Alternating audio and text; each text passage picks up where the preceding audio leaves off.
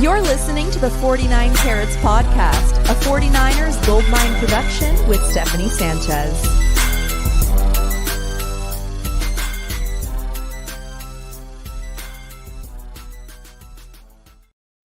What's going on, everyone? Welcome to another edition of the 49 Carats Podcast. I'm your host, Steph. It is Monday, July 28th. As always, on a Monday, joining me is Weston. It was day 5 of training camp. It was the first day of pads. We have a fun episode today because we're just so excited to talk about football and we're getting close to meaningful football, but it's getting there, right, Weston?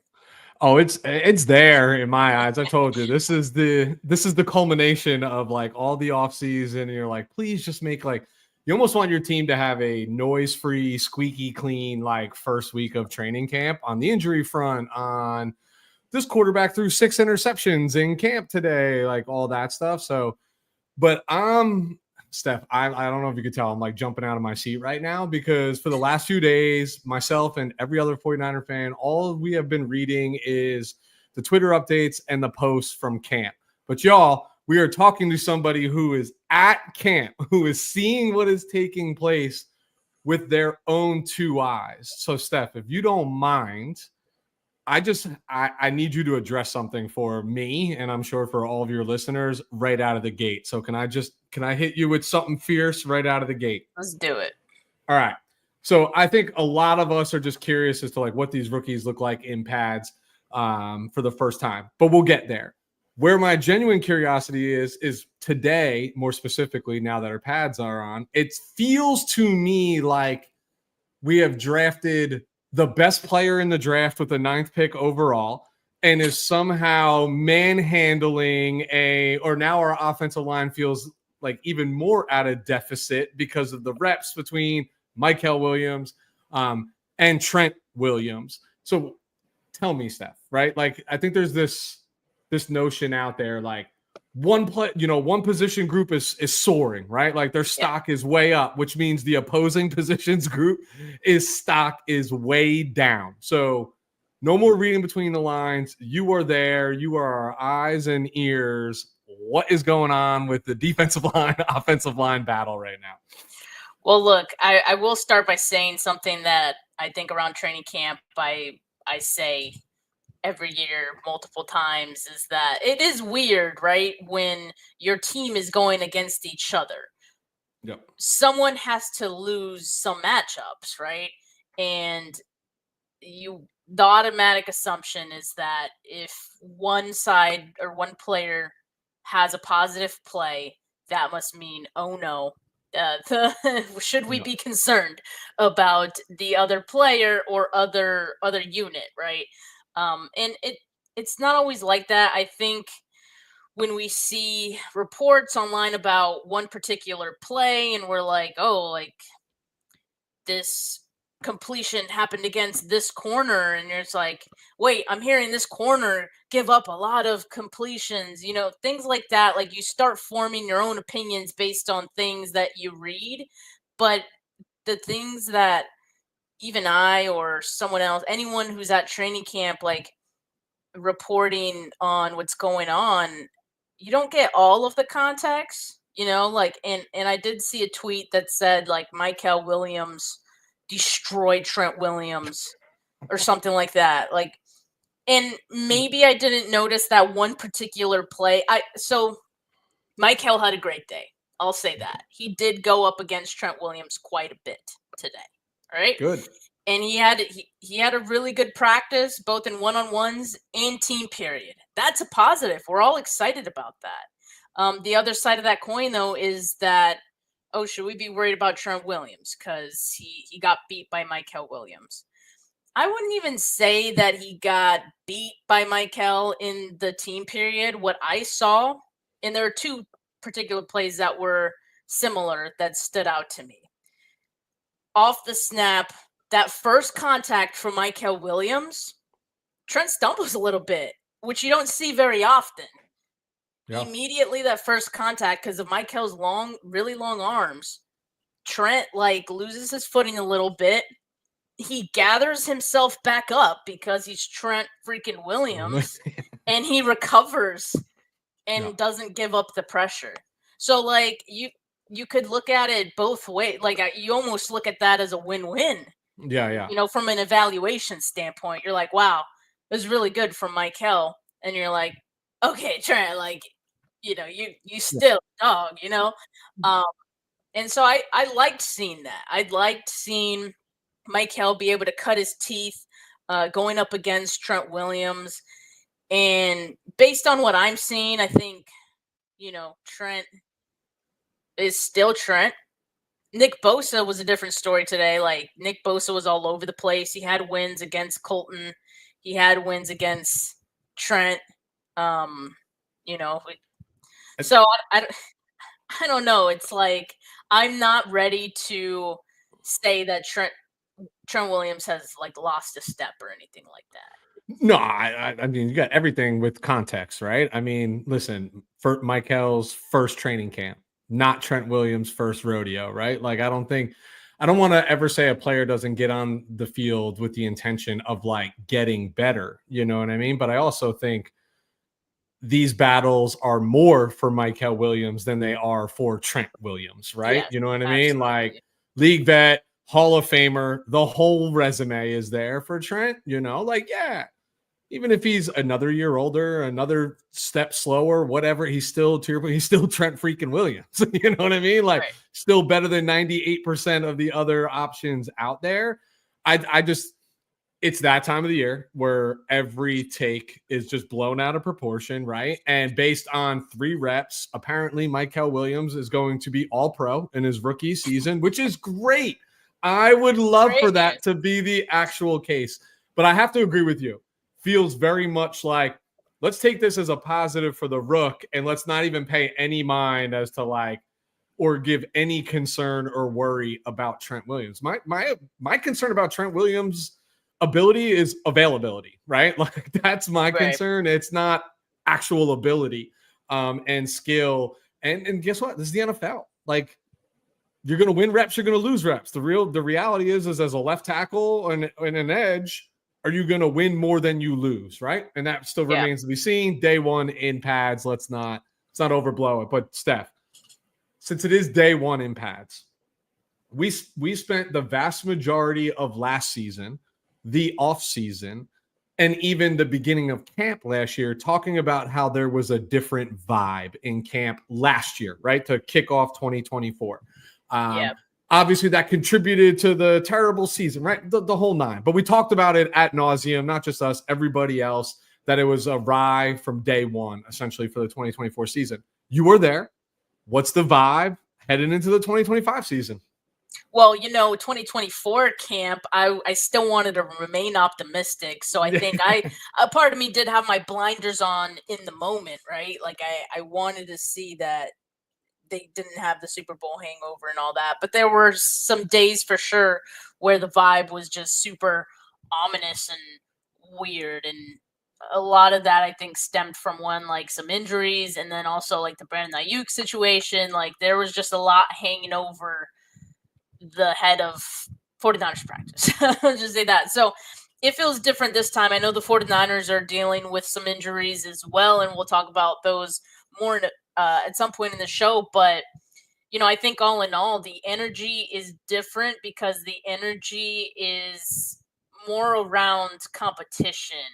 You know, like it feels like guys are hungry. There's a lot of young players. There's a lot of new faces as free agents, right? And they're coming here to compete. So like I think all those new faces in the building is a positive for the 49ers because on top of having, you know, those foundational guys who always bring the energy no matter what, Fred, Bosa, Kittle, you know, guys like CMC even, like, who they didn't have last year, like those guys bring the energy, like, even on the lowest of energy days.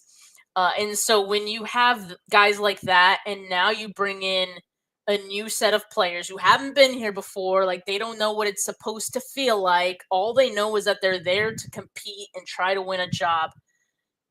It's a lot of like, you feel that, right? And I think get that in terms of the level of competition that we're seeing in camp as well. So, and I think for the fans, it's exciting too, just kind of knowing that there's more competition, there's more open spots on this roster than maybe there have been before. And so I think that's definitely contributing to the energy and the vibe of practice in a positive way. I'd love to hear it, right? I asked because I haven't heard negative thing. I mean, at this time last year, you were already hearing about it, right? Like how there's an ominous dark cloud hanging over 49er training camp. And, you know, it was more about what was going on off the field than what was going on the field. And it just felt awry from jump, you know, and here haven't seen any of that yet. But again, you are our eyes and ears out there. So we will continue to ask. I got another. I'm full of questions tonight, Steph. Is that fine? I'm living vicariously through you. I mean, I can't ask myself questions about how training camp is. So please. I mean, it's your show. I don't want to steal it, but I feel like I'm just grabbing the reins and running with it right now. I think everybody wants to know now. If I read certain individuals, our starting quarterback feels like he's having a heck of a camp. If I read other individuals, they would tell me Mac Jones is having the better of the two camps. How is our newest girl dad, $200 million quarterback? How is he not just looking, how is he commanding everything that's going on around him right now? I mean, I think Brock is still that same guy. He's the same guy that he's been at in practice for the last few years. You know, he's just hasn't really changed. I do get somewhat of a sense that, like, there are times where it doesn't feel like he feels like he has to do too much in terms of, like, proving himself. Like, he doesn't need to overdo it.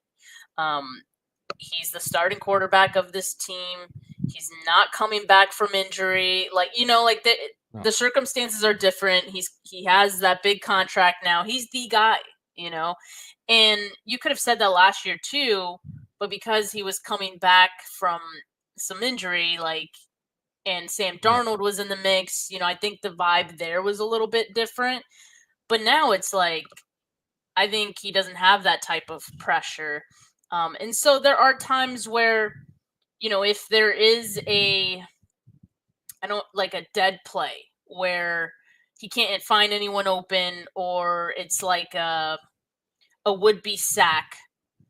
There were a few times, like today, for example, where he kind of just, like, ended up throwing the ball to the ground, or, you know, not throwing it, or he just goes for a scramble, you know, like, whereas other times, you know, maybe you try to force a throw, knowing that, you know, it may be intercepted, but whatever, you know, it's just camp. It doesn't count. It's camp, you know, like it's whatever. I'm just going to throw it anyway.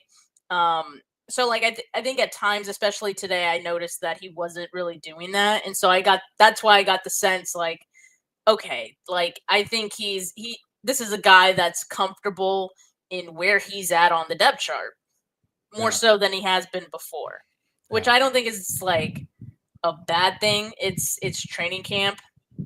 I think Mac Jones has been great. And that's, again, like, kind of similar to the conversation we were having earlier. Me saying Mac Jones is great is not any kind of indictment on Brock Purdy. Doesn't mean I think Mac Jones should be QB1. We're not, like, I hope we're not doing that this year, right? Like, we're not, right? Oh, we're doing that. Checking. You know, we're doing that. We're not doing that, right? Like, I could just say he's good. I think Mac Jones is the best QB2 that they've had. That, you know, says a lot. I think I always say that your football team is only as good as your backup quarterback, right? Because what happens, right? Like, very rarely do you see what the 49ers did in the 2023 season, go through three quarterbacks and wind up in a conference championship game. Usually, you know, that week 2, Trey goes down, your starter, you're like, here we go. You know what I mean? Yeah. Here we go. But you were fortunate enough to have Jimmy, you know, and then very fortunate to have Brock on the roster. So I like being good. I think you can never have enough good football players, and I like being good and having depth at all positions. And I agree with you. Just because Mac Jones is playing well and looking good in camp, it's not an indictment against Brock whatsoever. It's just, hey, we have another good football player on our team that, if in a pinch, has had some success in this league actually too, so it could be significantly worse.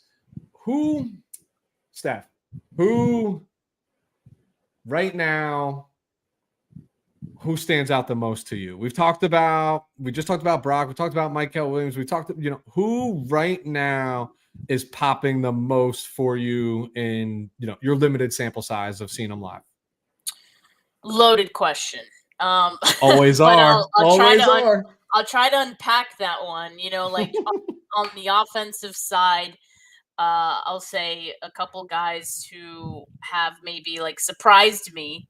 I definitely feel like Jordan James is a guy that looks really good. I keep saying I think he has RB3 on lock. It's like no question. He's got that in my eyes. And I think that those three guys, McCaffrey, Garendo, and James, I feel like they complement each other really well. And Jordan James, I think, is a very well-rounded player. And I think he's a good pass catcher, which that matters in this offense. It does. And I think like he does get a lot of comparisons to Jordan Mason, right? I think he's a better pass catcher than Jordan Mason.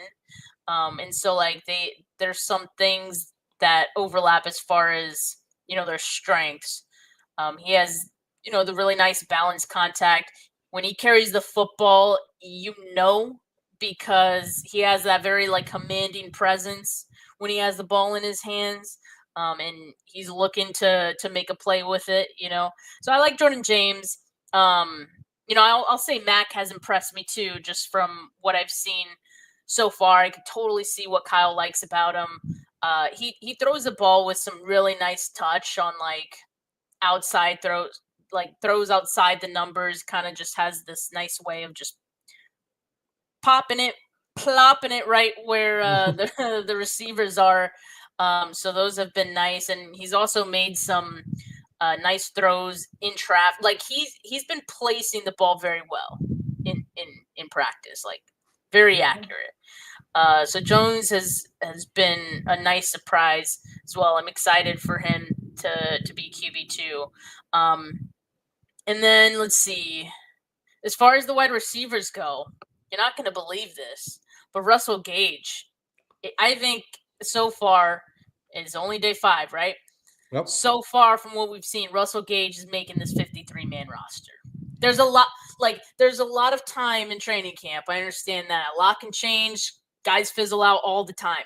Yeah. But so far, Russell Gage is on that trajectory that if he keeps this up throughout camp, he's making the 53-man roster. I don't know over who, right? But he's looked really good. Like there was a play today that it was along like the right sideline, and he actually had 2 very similar plays where he has to like kind of go up and get it. He's had a few where he has to like really reach and make an effort to get it. And one of them was broken up. I think it was Jacob Robinson who broke up one of them. Really great play by Robinson. The second one, I think he was going against Trey Brown. That one he caught. And so like it's just an impressive, like, reaching up and getting it. And there's been other plays that he's made where, you see the effort that he's put in it. You see the trust that you could tell that he's building trust with the quarterbacks off of those plays, because I think they know he's going to make an effort for the ball. And also I've seen a couple of good run blocking snaps from him as well, where I was like, yo, who is that? Like lead blocking right here. And it was Gage. And I'm like, yo, Kyle's going to love that. So I'm just seeing some good things from him that are hard to ignore, honestly. It's funny you bring up Russell Gage. So I'm reluctant to say this out loud because I think it diminishes my credibility. even though I say a lot, that probably diminishes that on this show. But I must have fallen asleep at the wheel, Steph, because I didn't remember the acquisition of Russell Gage. It just literally was just not in my brain. And then I saw a tweet about it from camp, and I'm like, of course Russell Gage is going to make this roster. This is a journeyman in the National Football League. Like, he's played a lot of ball, like, and he's played for Atlanta. He's got a ton of reps, right? Like, he's been on the 50. He's a guy who knows how to win, and he's just consistent, and he'll do so much for you. You mentioned what is criteria number one to be on the field for Kyle Shanahan as a wide receiver? You better block. And he's always been a good blocker. And he's kind of that just like shifty, reliable, like, he is not the same receiver as Jawan Jennings, but he carried that very same role for Atlanta for a long time, where it was just like, oh, third down, big third down catch. You know, like, he was just kind of that guy, like steady Eddie is what I would refer to Russell Gage as. And I don't see any way he doesn't make this roster out of the gate, barring injury or something catastrophic, because this competition is a bunch of second-year player and rookies right now. You know what I mean? And like, I promise you, push comes to shove, Kyle's going to favor the vet in some capacity and roll the dice what might happen to the rookie if they have to, you know what I'm saying? Not cut, but like, they don't make the practice squad or whatever. If they don't make the 53, like, I think Russell Gage makes it. Absolutely. Okay. So you said offense. What about defensively? Anybody really standing out? Yeah, I mean, for sure. I've been a huge Upton Stout fan, you know, even through the draft process, as you guys know. But now that he's on the team, and I hope I'm not saying this biasly, but he's actually making plays, so I don't think I am. He's getting first team reps, first of all, which I think is a great sign for him. I think it's just the 49ers way of giving him that opportunity and seeing what he does with it, right? And so far, it's only had positive returns. He's making plays. You see it in run defense. He's got a nose for the ball. He wants to be in on the action. Exactly the same things we saw in his college tape you're seeing in training camp, which I think is a very good sign, right? And then I think today he had a pass breakup today, which that was kind of my question about him, is like, how is he going to improve in coverage? Not that he was like bad, but like, he's smaller. He's on the smaller end. So you always wonder how he's going to do. That's most of his job. That's what it will be, actually, right? So the run defense is cool, but like, you need to be able to cover guys as well. I'm trying to find like the actual. Oh yeah, it was against Ricky Pearsall as well, which also impressive. I'm like, you know, two young guys going at it. He was on him like white on rice. That's literally what I wrote down in my notes.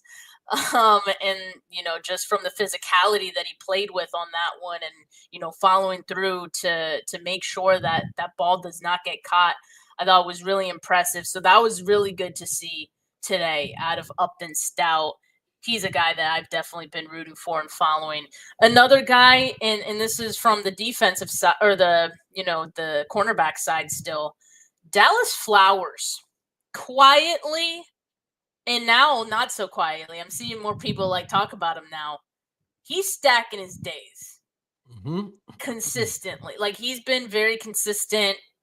Like, the last few practices, he's had a pass breakup or a couple in each practice. So he's making his presence felt as well, to where I'm like, okay, Dallas Flowers, where's Darrell Luter, right? Like, I'm like, because in my mind, Dallas Flowers, when they signed him this offseason, I was like, okay, he's like going to be a little further, a camp body, a little further down the depth chart, right? Like, not anymore.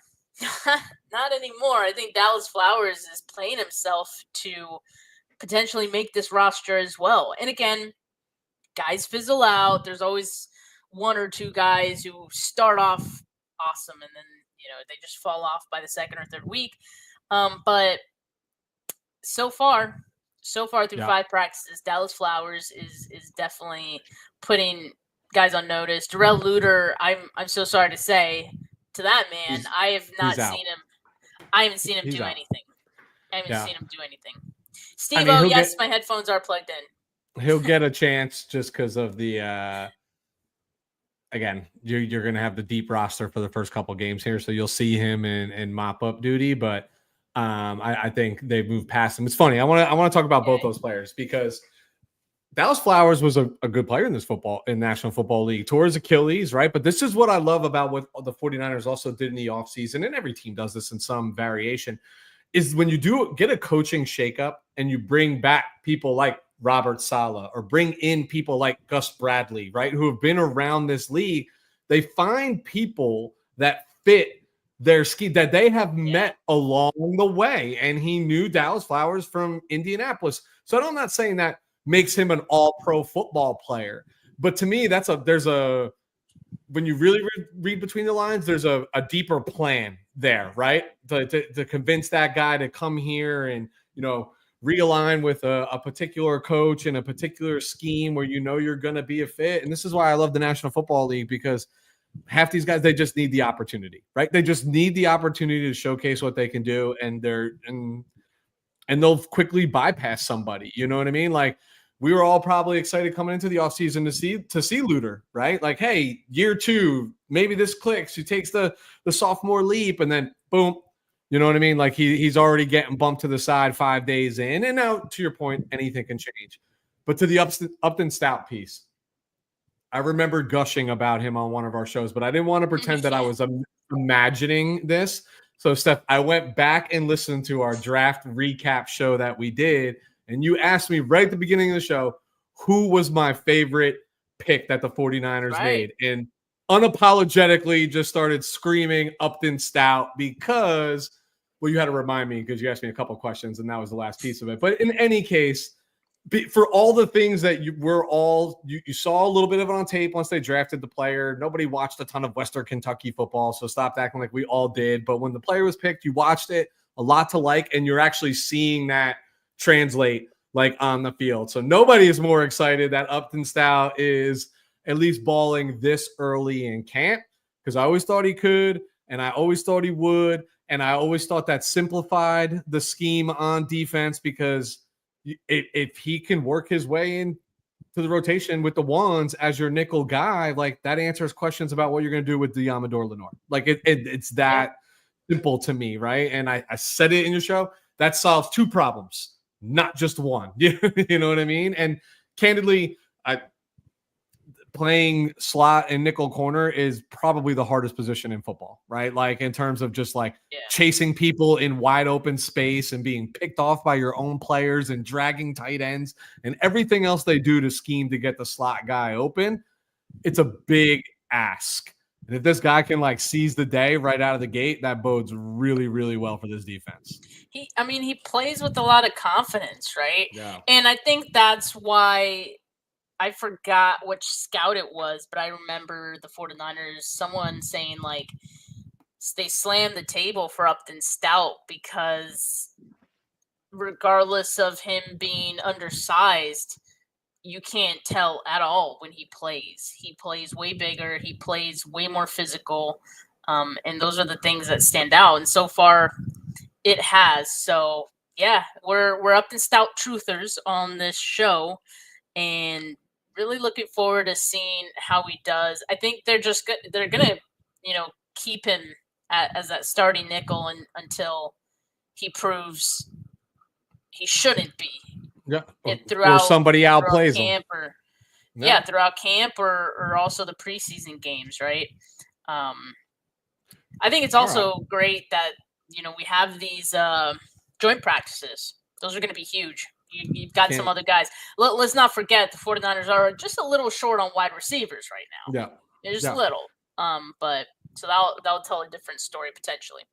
All right, let's do our best Missy Elliott impersonation. Put our thing down, flip it, and reverse it. So we talked about who's overperforming. Weston, I wasn't even done with the. Oh my goodness! Hold on. I know, and not just that. I still had one more corner that I wanted to mention. Jeez. I know. It's like we were from the 49ers. We were worried about this, but the more I see the corners, the more I'm like, you know what? I think some of these guys, they look like they're up for the challenge. Jacob Robinson, the guy out of BYU, the undrafted free agent, right? Yep. He's now made a number of flashy plays, pass breakups, confidence. You see it's there. He's putting this team on notice too. Like he's making sure that this team sees him and notices him. I certainly have 2 consecutive practices now that he's gotten some nice pass breakups. Again, like he's working with third team for the most part. I want to say he might sneak in some second team snaps, but still, I want to see what he does if he could keep this going. But just another guy that I've definitely liked.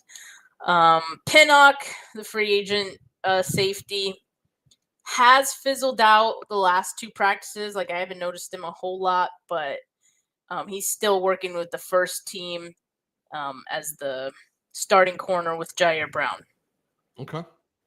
I said this when they made the move for Pinnock. I said, nobody's going to jump out of their seat. You're going to read a lot of PFF stats and things like that. They're going to make him seem like a worse player. But I had a front row seat to him. He was a New York Giant, right? Like I've watched him play live. I've seen him. He's definitely better than advertised. You know what I mean? But he's not the guy that you want when you have like Jair Brown and you have Malik Mustafa, guys that have that type of skill set. Like I know Jair Brown hasn't lived up to the bill, especially in year 2. But he still is a special talent, right? Like, can he recognize it? Can he put it all together?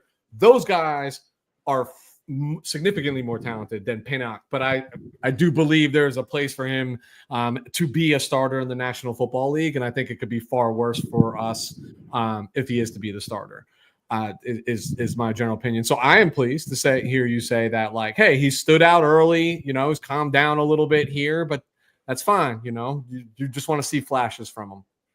Yep.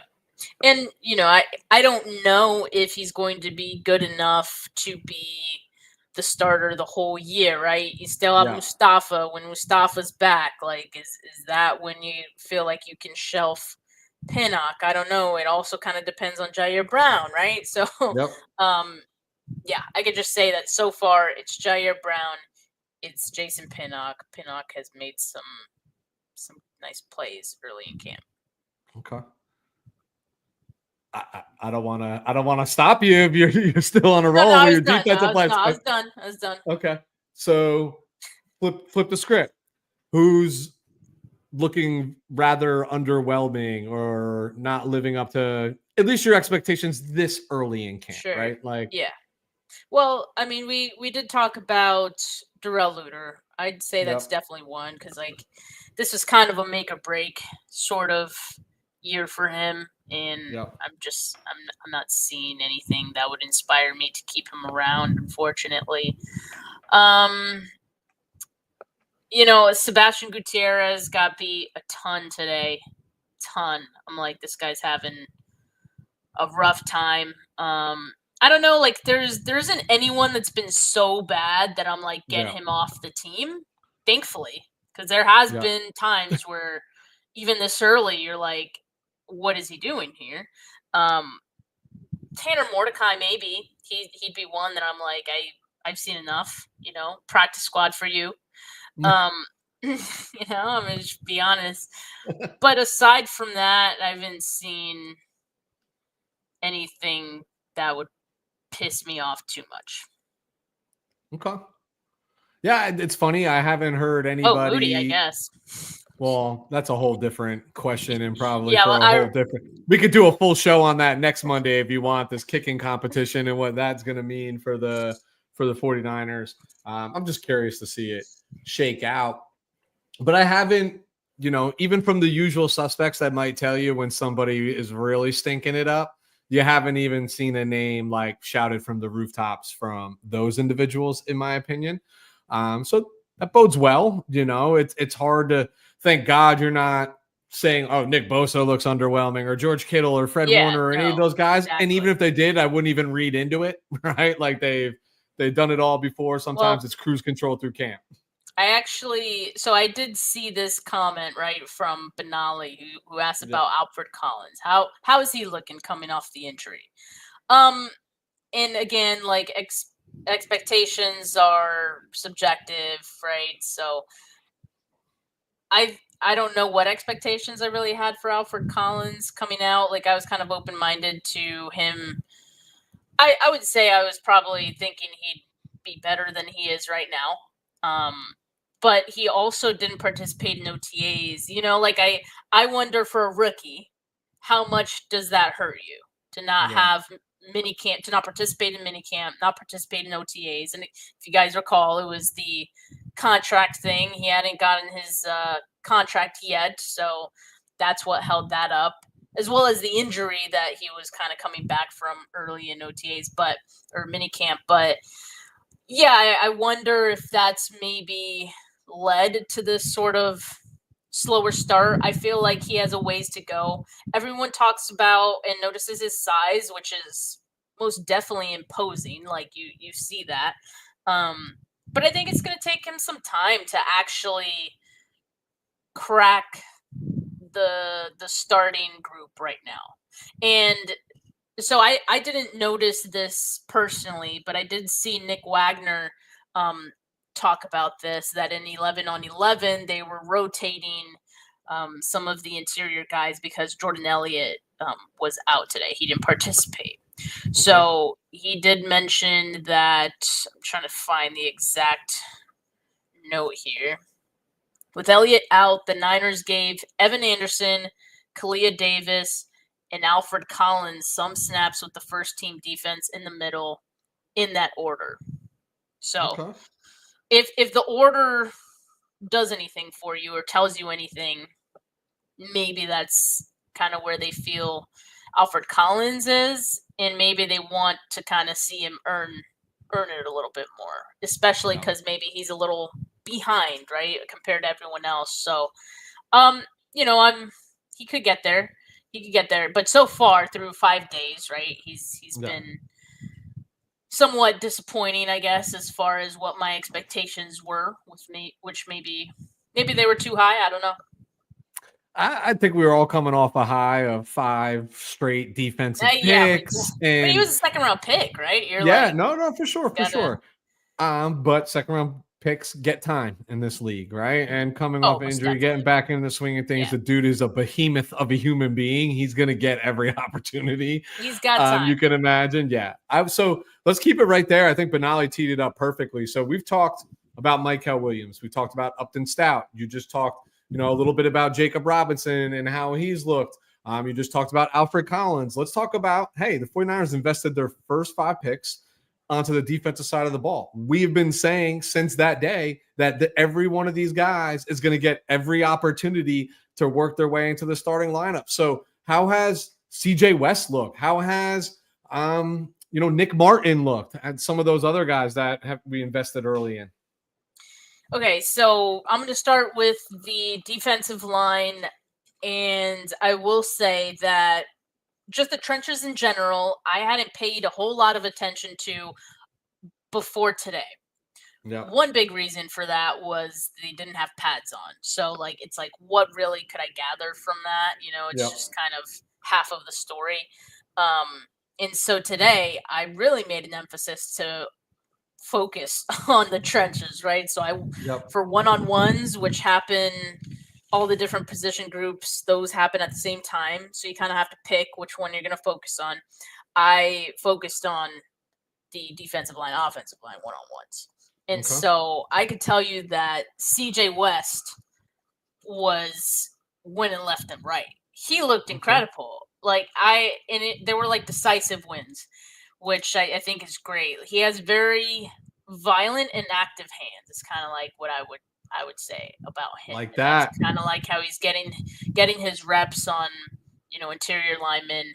Michael Williams, looked great today. I know other people who maybe had either a better view or just were paying more attention to the trenches prior to today had been saying good things about Michael already. So I can concur with today's performance, both in team period and one-on-one, that Michael Williams does absolutely look the part. He looks like an 11th overall pick, which is great. That's what you want to hear. So he was a standout in one-on-ones as well. Dominic Pooney, to me, looked like a wall. Not only I think Nick Wagner said he was like, or someone else said he was like 3 of 4 or something like that, or maybe 2 of 4. I don't know. I saw Dominic Pooney dominating because he looked like a wall to me, and his wins to me were dominant because you got a lot of other offensive linemen that they're giving up space, they're giving up ground to their guys, but at the end of the day, they're not letting them like get to the quarterback, but the quarterback would have had to move a little bit. You know what I mean? Like it's a win, but like you didn't allow a sack, but you probably would have allowed a pressure kind of thing, you know. Pooney was not allowing any pressure at all. Like he was stood up, stood his ground. That's what you want to see from Dominic Pooney. He looked really good in one-on-ones. And then I thought Sam O was great in one-on-ones as well. I think he was getting quick wins and beating dudes off the edge and just running right around them. I'm excited for him to take another step in this defense and be part of a rotation. You know, he looks like he's primed and ready for that. I will never complain about hearing good things about our defensive linemen and looking the part and looking like players are stepping up and, you know, ascending versus descending, because we've always talked about, Steph, when is this football team the best? And they're the best when their defensive line is deep, has a nice rotation, everybody can stay fresh and healthy with minimum drop-off between packages that are on the field. So love it. And I'm just pleased as punch that the Michael Williams pick through 5 days of camp. All good say that. so far. We got to say that. 5 days of camp, right? So far. All good so far, and bodes really well for him that, you know, his counterpart in practice think of it like this: coaching from Nick Bosa, right? Player to player relationship. And then your counterpart who you're going to line up against for the entire offseason is Trent Williams. Like, that's what I'm saying. Like he's set up so well, I think, to have success, to learn quickly. And I think he's taken advantage of it as well. And he has the tools already, like the physical tools to, you know, impose his will. And I think, you know, you already see that. He's just scratching the surface of actual, I think, like technique and counters. You know, you don't even see really a lot of counters from Michael, but, you know, usually his first move, if he has a good one, he's beating his guy. His arm length usually is like, you see that, you know, boding well for him. So yeah, there's more to come, I think, on Michael, which is really exciting. It's been a while since we've had a first round pick feel that like that, right off the bat. You've answered my questions that I was coming here with in terms of what I was curious about, and you've answered some of them just in the form of our conversation, right? Like, I think I wanted to know, was there any position groups that were really standing out to you? And you've talked at great length about a couple of players that play defensive back, right? Wanted to know how that was looking. You're already talking about players who have gotten really significant reps and you feel like are taking advantage of those reps along the defensive line.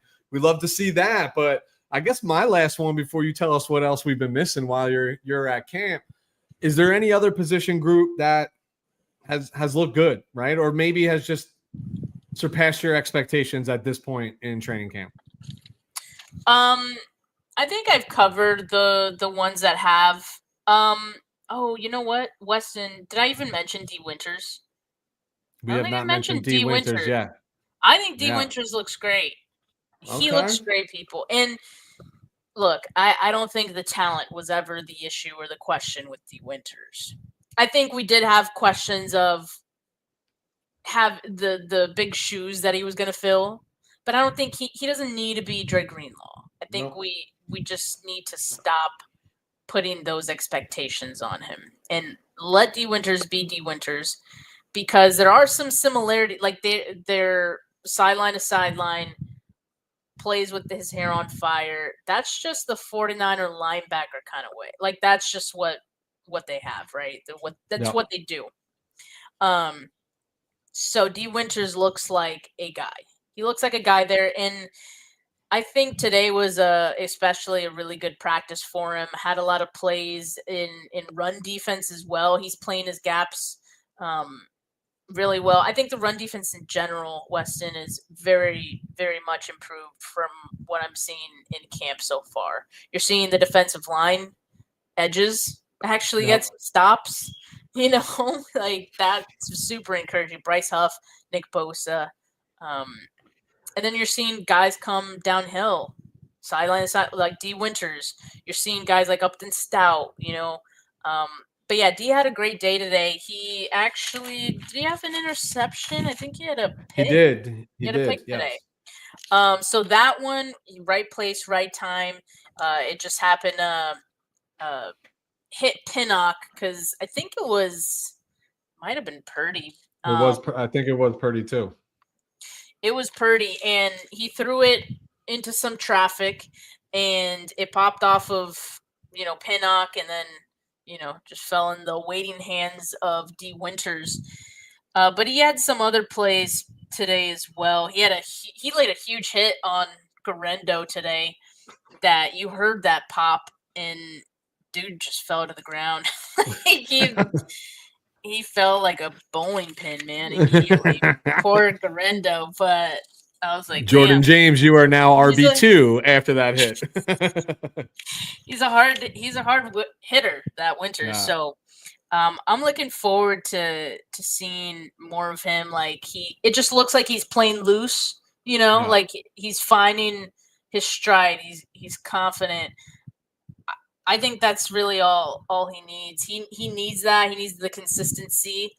He needs to stay on the field. I think that's in order to find what he's at right now and stay there. He needs to stay on the field. So, but I'm super encouraged by what I've seen so far from D Winters. I love the terms confident and loose, right? Because if there's any position on the football field that relies on pure just like football instinct, it's the linebacker position. One of the things that Fred Warner is beyond just being ultra talented, his instinct and his trust in his instincts is unmatched. You see what you see and go. You don't second guess it. You don't lose a step. You don't false step. That's how you miss a gap. That's how you get blindsided and blown up.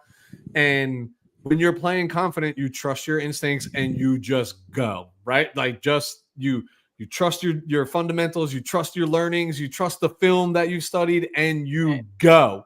And I'd like, if D Winters is showing that brand of football, nobody's going to care that his name's not Dre Greenlaw. Promise you that.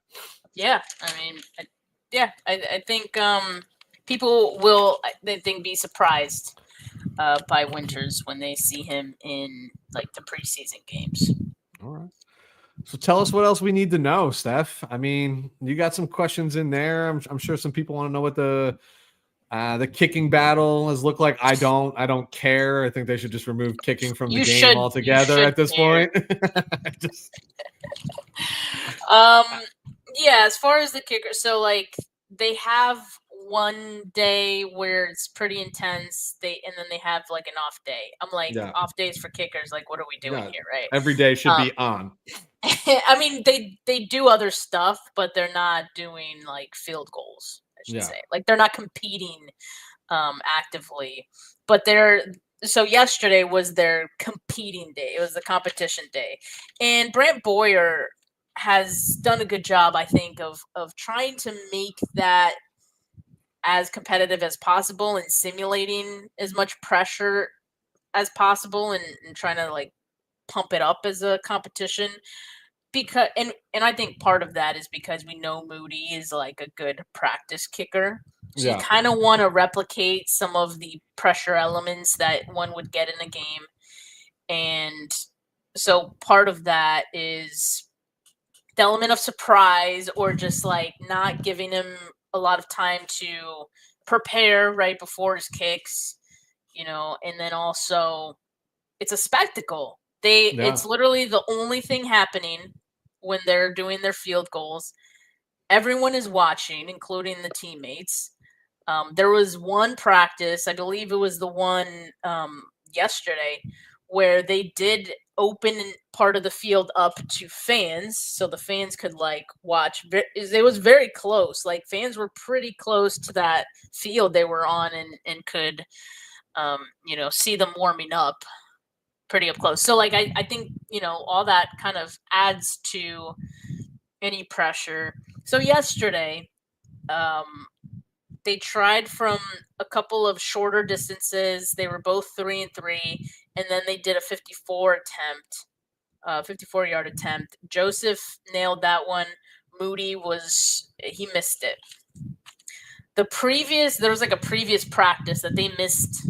They were both like not great in that practice, and I think it was after Brant Boyer spoke to the media that day, and he was like talking about how disappointed he was in like the performance and whatnot. Just he thinks they could do better. So they did do better the following time, but I think I don't get the sense that Greg Joseph has pulled away in the competition at all. But I also get the sense that it won't take too much for Jake Moody to lose the job. Like he's on a short leash, I think. I think he was on a short leash the second they brought in the new coordinator, right? Because the individual that they brought in Boyer has a great reputation across the league. To me, that was Kyle and Lynch saying, all right, you own this. You're going to make your own decisions. Like we made our decisions, didn't work out for us. We're seeking outside counsel, basically, right? Like a second opinion on our special team staff. And Boyer has no allegiance to Moody at all. Whatsoever. He didn't pick him, right? Like, and he's not about to have him lose his job. Like he's not about to let Moody like put his risk or his job at jeopardy. For sure. Boyer, right? So like that's where I feel like it's going, but at some point, Greg Joseph is also going to have to pull away in this competition. For sure. And it just hasn't happened quite yet. So, yeah, like there's an old saying in boxing, like to win against the champion, you have to beat the champion. It can't be close, right? Because they're always going to get the draw.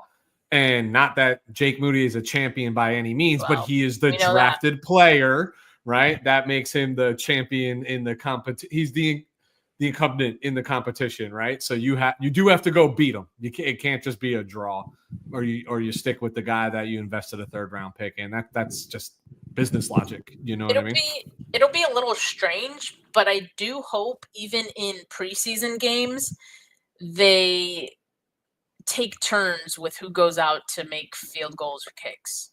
Because again, you're just creating more pressure. You're letting it be known this is for your job. I like that idea, just because it's the first quarter and let's say Moody's the first one out attempting a field goal. Talking about field goals, not extra points here. Mm-hmm. The pressure's on because that might be the only attempt you get all game. You know what I mean? Like, because even if the 49ers line up for a second field goal and that's the expectation set and Greg Joseph comes out, like that could be it. You know what I mean? Like, so if you shrink that sample size, every rep becomes significantly more important for that person. And, I really do want Jake Moody to be successful. I really do. You know what I mean? But I can't help. You know how some people just have like a face that you're just like, that guy, he's just never going to handle the pressure well, in my opinion. And I don't say that to be like an asshole, because I probably wouldn't handle it well either, being a kicker in the National Football League. But he just gives me the vibe that the moment it's always going to be a little too big, Which is crazy because, it never felt too big for him in college. Yeah. But in the NFL, he just doesn't have the confidence. No, and, it doesn't take much to shake a player's confidence, especially they don't get a chance to get into the rhythm of a game. You know what I mean? They are the definition of coming into a game cold every single time and every single attempt. It's not like a running back who, Derrick Henry is the quintessential example of this. In the first quarter, second quarter, you're like, who is this guy? And in the fourth quarter, he just runs all over you, right? Like he's just in game flow. Like some people just get better. This is what I've been saying about Ricky Pearsall. Like he's a guy who just needs to be in the flow. The more touches you get this guy, the more he's going to figure it out as the game, gets into the latter stages of each and every game. So I don't know. I feel bad for Moody, but like, I think if you're going to pull the plug, you got to do. This is the season you're going to do it. But he's got to lose to Joseph. Like Joseph has to win. Yeah, exactly. And I think it has to be decisively. And there's still time for it to happen. Just I'm not seeing it yet. So we got more of this competition to come. But just as you were mentioning, like you name dropped Pearsall there, and I was like, you know what? I'll just say we haven't seen that much of Pearsall, right? Because he just started practicing the last 2 practices. Yeah. But I will say so far he looks good. Like it doesn't seem like the time missed he lost anything, right? Like the connection that he has with Purdy is palpable, for lack of a better word, but I think it was a pretty good word. Yeah. And yeah, I think the chemistry's there, the timing, I think he's going to be a pretty common target for Brock. So yeah, excited to see more. I just didn't want to say Pearsall yet when you mentioned like who's standing out, because like I haven't seen enough to like say that, but what I have seen is definitely encouraging. So when do you get back? How many more days are you out there? So I'm here till August 10th. So oh wow, be a few more practices to go. Just a couple more, no big deal. Nice. So that means when we do this thing next week, we'll still have some fresh eyes from camp. Yeah, there's actually a practice next week as well, August 4th. So yeah, we'll be talking about it. Love it. Well, Steph, that's all I got. Thanks for letting me steal the reins from you for an hour here on a Monday evening. Had a blast. Thank you for the questions. Thanks everyone in the chat. Make sure you like this video if you haven't yet. Subscribe to the channel if you haven't yet, because there will be plenty more training camp updates just like the one we just went through today. Make sure you follow me on all socials, because I'm posting quick, like 5-10 minute recaps on my socials a little closer shortly after practice. So make sure you guys check that out. Steph49K on all my socials. Subscribe to my co-host here, Weston, as well, Island49. But for now, folks, audio listeners, leave a rating, leave a review. For now, folks, have a good rest of your Monday. I'll be live again tomorrow on Bully Ball on the Gold Standard Network, so make sure you guys check that out. But for now, folks, have a good rest of your Monday, rest of your week. Peace.